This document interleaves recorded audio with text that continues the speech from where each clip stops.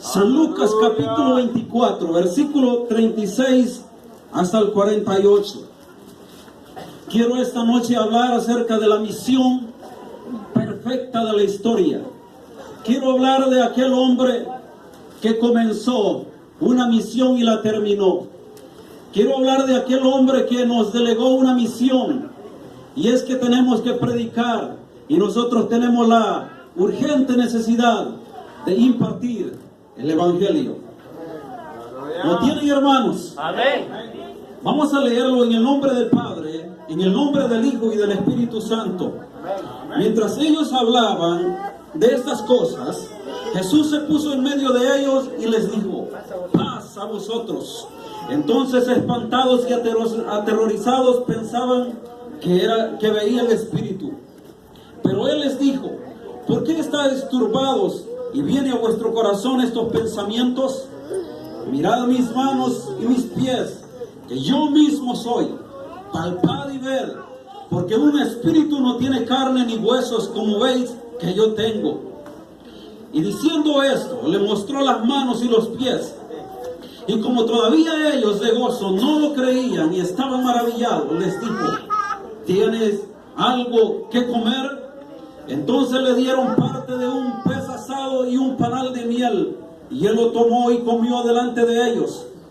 Y les dijo: estas son las palabras que os hablé estando aún con vosotros, que era necesario que se cumpliera todo lo que está escrito en mí, en el libro de la ley de Moisés, en los profetas y en los salmos. Entonces les abrió el entendimiento para que comprendiesen las escrituras, y les dijo: así está escrito, y así fue necesario que el Cristo padeciese y resucitase de los muertos al tercer día, y que se predicase en su nombre el arrepentimiento y el perdón de pecados en todas las naciones, comenzando desde Jerusalén. Y vosotros sois testigos de estas cosas. Amén. Puede tomar sus asientos. Aleluya. Aleluya. La visión perfecta de la historia. Todos nosotros, todos los humanos, siempre tenemos planes o proyectos al futuro. Tenemos misiones que cumplir, y generalmente nosotros, los humanos, los proponemos las metas o las misiones en los últimos minutos de diciembre, comenzando los primeros minutos de enero. Ese fin de año y el principio del año comenzamos a escribir páginas, o quizás en nuestra mente comenzamos a planificar cuál es la misión que vamos a cumplir durante ese año que está por venir o que está comenzando. Sin embargo, nosotros los humanos, que somos falibles, o mejor dicho, que fallamos, nos olvidamos. No han pasado ni 15 días o un mes cuando nos hemos olvidado que nos hemos propuesto hacer algo en ese año, o que tenemos una misión que cumplir. Sin embargo, la Biblia dice que Dios se propuso algo desde el principio de la creación. Propuso una misión que fue escrita en la misma palabra. Al principio, cuando Dios creó al hombre, lo creó perfecto, lo creó recto, según dice Eclesiastés capítulo 9 o capítulo 7 versículo 29. Dios creó al hombre perfecto. Dios creó a Adán recto, lo creó a su imagen y a su semejanza. Dios sabía que un día el hombre que él había creado le iba a fallar, porque Dios, hermanos, lo sabe todo. Pero a pesar que sabía que el hombre, o que Adán y Eva iban a pecar, no confesó o no declaró la misión que tenía al futuro. Sin embargo, podemos considerar a través de la Escritura que Dios tenía ya de antemano cuál iba a ser la misión al futuro. Y no estamos hablando que Dios utiliza un plan B, sino que estamos hablando de el plan perfecto de un Dios perfecto. Aleluya. Dice la Biblia que después de que el hombre pecó, en el capítulo 3, versículo 15 del libro de Génesis, Dios confiesa con su misma boca la misión que tenía que cumplir su hijo en la tierra. Usted puede mirar conmigo en Génesis capítulo 3, versículo 15, que dice lo siguiente: y pondré enemistad entre ti y la mujer, dice a la serpiente, y entre tu simiente y la simiente suya. Esta te herirá en la cabeza y tú le herirás en el calcañal. Está refiriéndose a la batalla que iba a tener con Jesús, el hombre que iba a marcar la diferencia en toda la historia, el hombre que iba a cumplir una misión perfecta.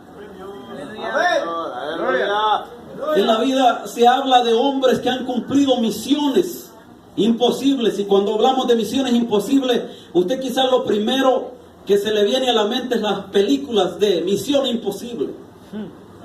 Pero eso es solo ciencia ficción. Solo son, hermanos, algo que buscan los autores de llamar la atención al vidente para que puedan, hermanos, pensar sobre misiones imposibles. Pero esa no era una misión imposible la que hace el autor.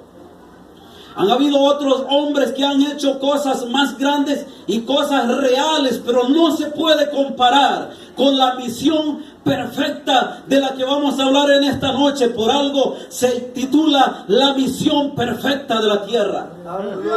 Los años pasaron y la palabra o la profecía que había sido escrita en Génesis capítulo 3, verso 15, no aparecía.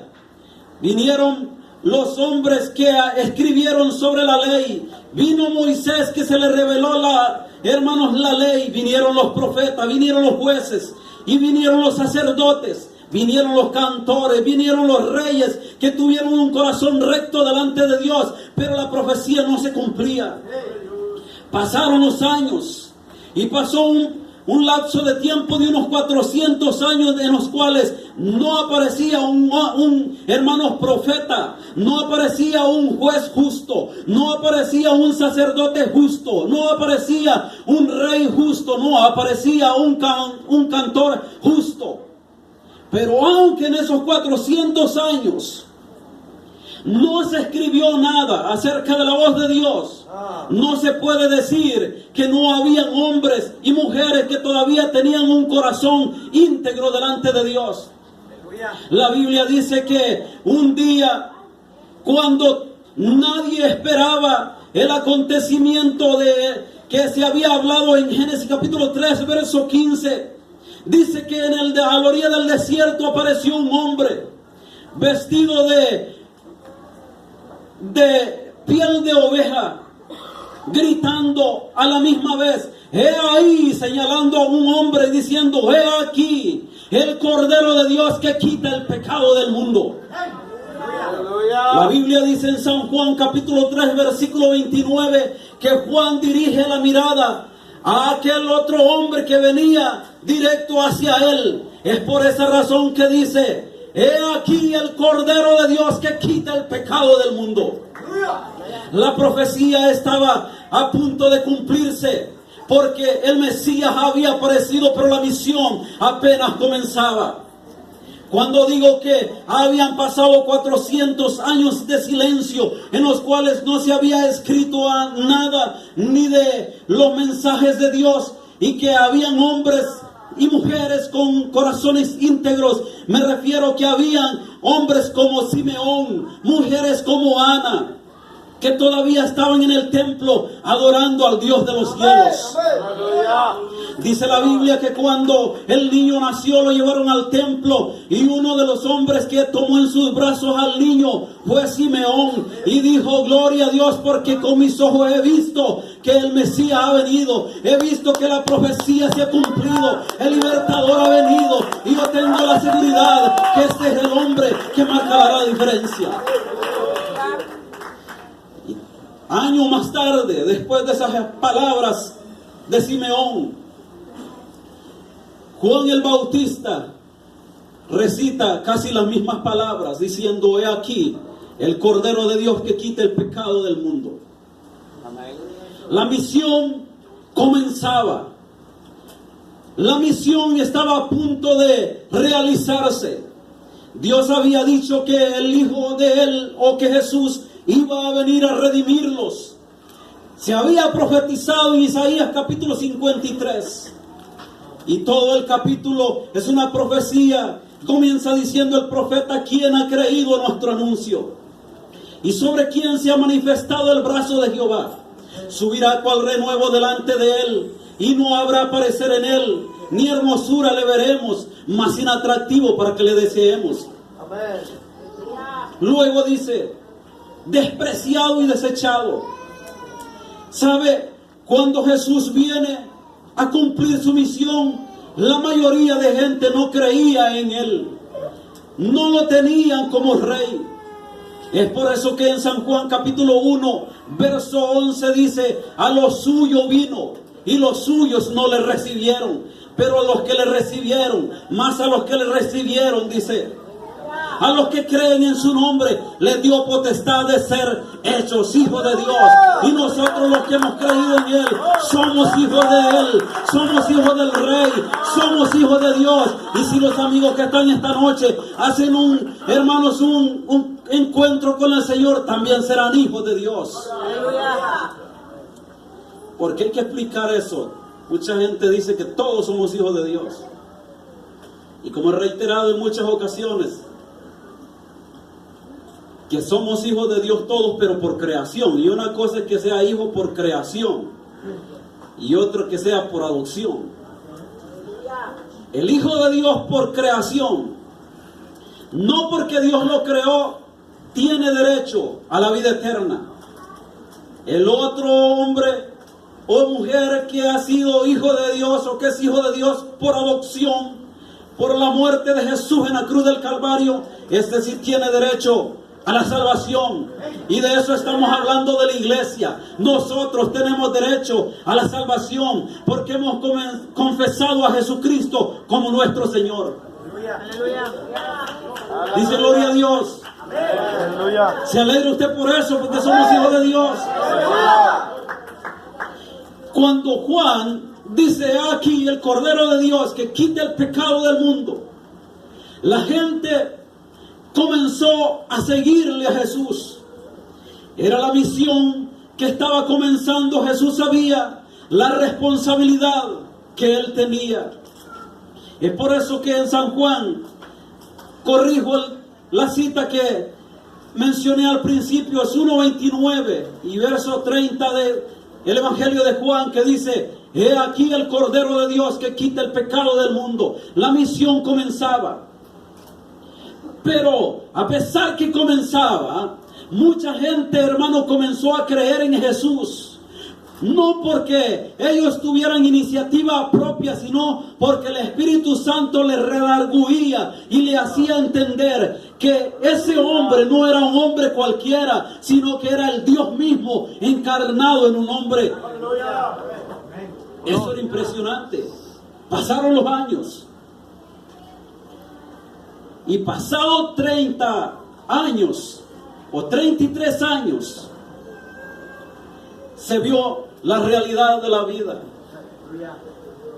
Podemos decir que unos 3 años y medio más tarde de la declaración de Juan, Jesús, al que había dicho Juan que era el Cordero de Dios que quita el pecado del mundo, estaba yendo a la cruz del Calvario con el fin de terminar la misión que marca la historia en toda la humanidad.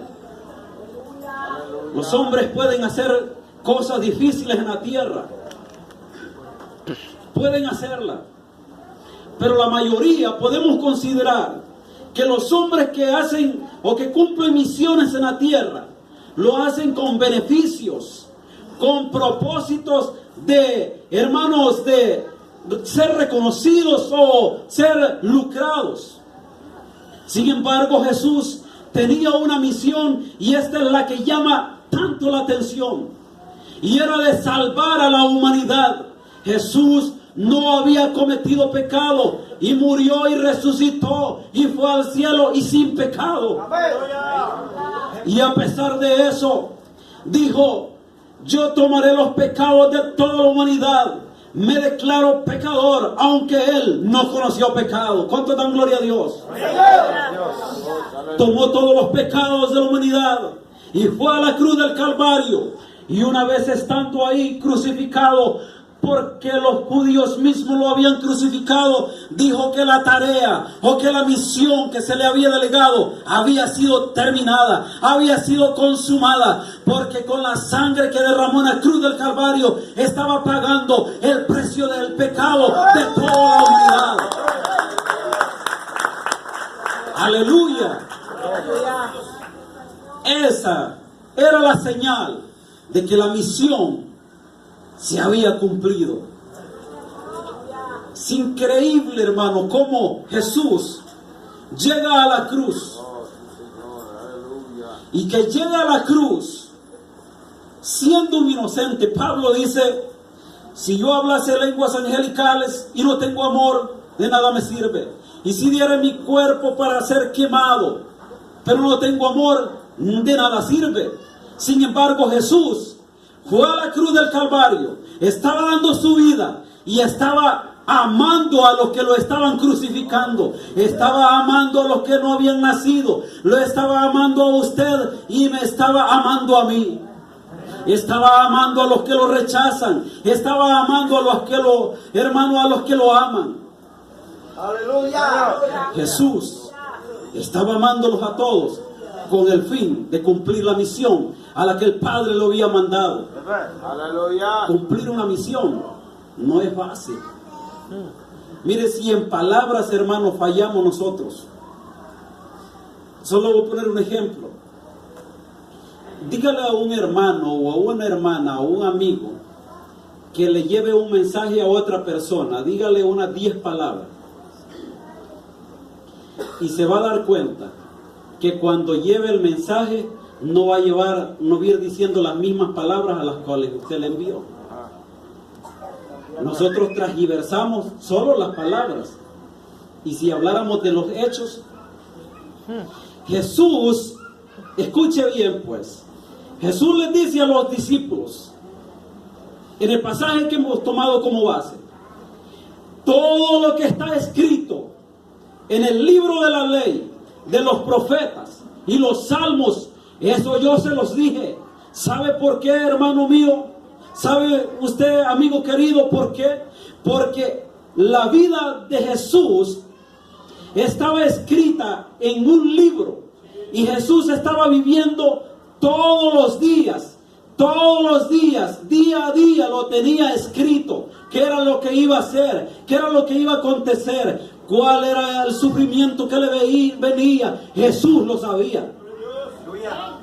Hago un cálculo matemático. Ustedes que es bien bueno para la matemática. 33 años y medio.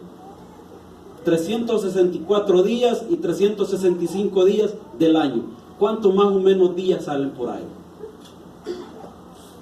Y Jesús tenía el día a día escrito en un libro. No sé si me está entendiendo lo que le estoy diciendo. Que Jesús tenía escrito el día a día en el cual estaba viviendo. Es por eso que dice a los discípulos, todo lo que les anuncié estaba escrito en el libro de la ley, en los profetas y en los salmos. Una vez Jesús había consumado su misión, ahora viene lo de nosotros. Dice que habiendo terminado la misión, en sus apariciones, en los 40 días, comenzó a caminar. Y iban dos hombres por un camino rumbo a Emaús. Y iban discutiendo sobre el tema del hombre que había sido crucificado en Jerusalén. De pronto Jesús lo alcanza y le dice, ¿qué pláticas son estas? Los hombres le dijeron, ¿eres tú el único forastero que no sabe lo que aconteció con aquel hombre que fue crucificado, con aquel profeta que fue crucificado, que dijo que él iba a libertar a Israel? Nosotros en verdad esperábamos que lo liberara. Nosotros en verdad creíamos que él era el Mesías, pero a la misma vez decían que era un profeta. Llegando a un lugar, Jesús hizo como que iba a pasar más allá donde iban los hombres que habían hablado con él en el camino y le dijeron, quédate con nosotros. Y cuando él optó por quedarse, iban a comer algo, entonces partió el pan y dijo, paz a vosotros. Los discípulos que no eran de los 12 sino de los 70 dijeron, Él es Jesús, porque le fue abierto los ojos. Amigo querido, si se te son abiertos los ojos esta noche, porque el Espíritu Santo te abre tus ojos, reconocerás que Jesús es el Señor, que Jesús es el libertador, que Jesús es el Rey. Los discípulos salieron rápidamente para Jerusalén. Aquellos dos hombres llevaron la noticia allá, y cuando ellos llegaron, antes que ellos mencionaran que se habían encontrado con Jesús, los otros estaban hablando que Jesús se les había aparecido. Amén, amén. Bendito Dios. Entonces comenzó a hablar con ellos, y en ese diálogo que tenía les dice lo siguiente.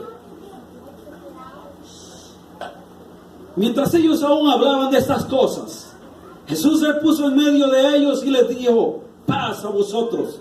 Entonces, espantados y atemorizados, pensaban que miraban espíritu. Pero Él les dijo, ¿por qué estáis turbados y vienen a vuestros corazones estos pensamientos? Mirad mis manos y mis pies, que yo mismo soy. Palpad y ved, porque un espíritu no tiene carne ni huesos, como veis que yo tengo. Entienda esto, hermano. Algunos que se creen estudiosos y inteligentes, y aún los mismos ateos, niegan que Jesús es Dios. Los religiosos, los mahometanos, los budistas, todos estos religiosos creen que Jesús no resucitó, y que solo se le miente a la gente que Jesús resucitó. Los gnósticos no creen que Jesús resucitó en un cuerpo glorificado.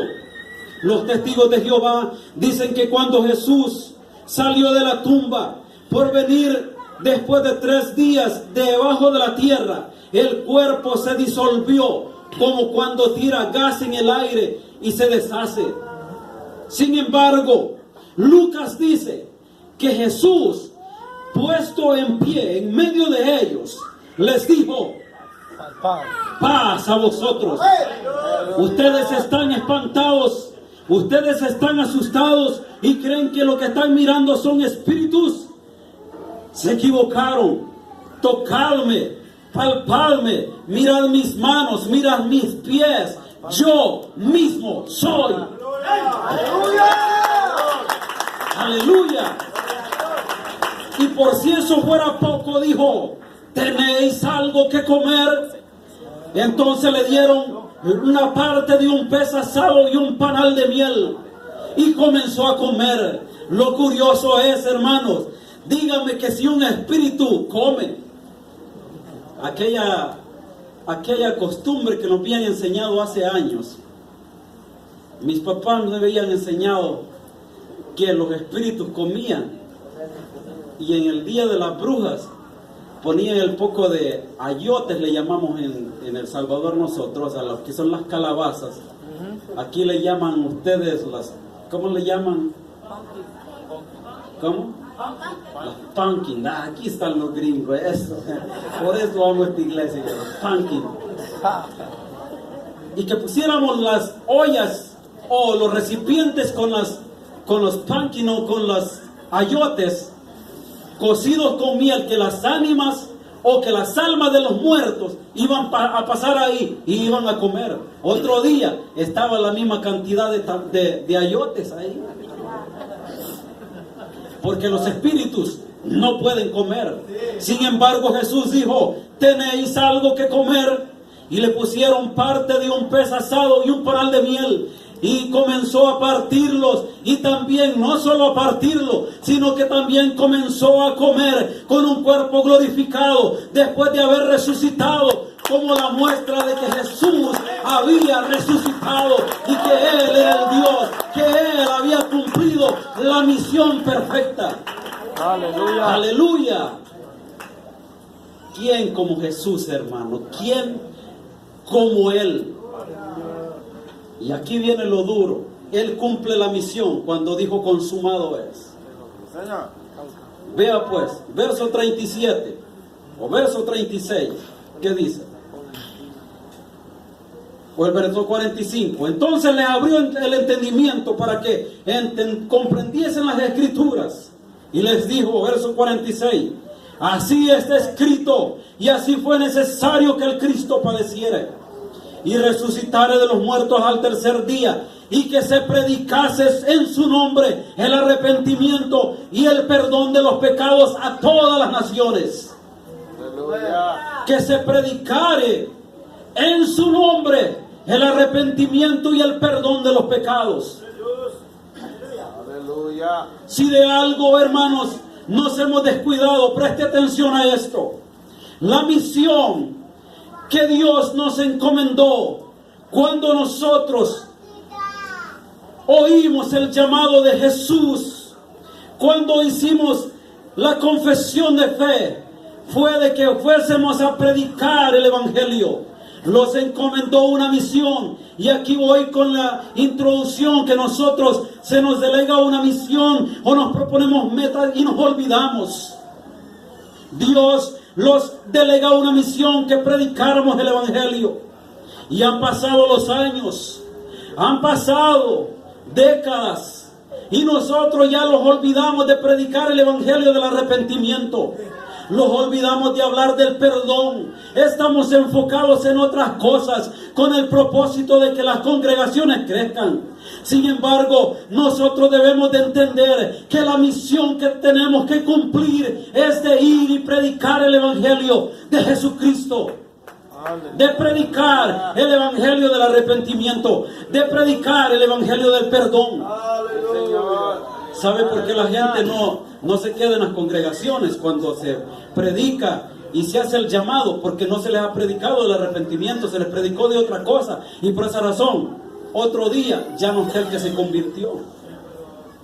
Pero cuando les hablamos del arrepentimiento y del perdón de pecado, entonces la gente comienza a entrar en razón, y el Espíritu comienza a hacer la obra salvadora, la obra redentora.